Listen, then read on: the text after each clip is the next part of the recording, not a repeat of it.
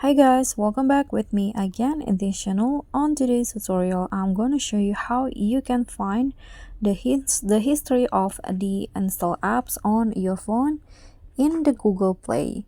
So here, what you need to do by start in the beginning is open the Google Play on your phone, and after that, click on your photo at the top right corner. So after that, click on the Manage Apps and Device, and to find the history, click on the Manage tab.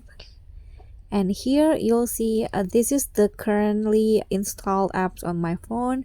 But if you want to find the history, click on the Install tab in here.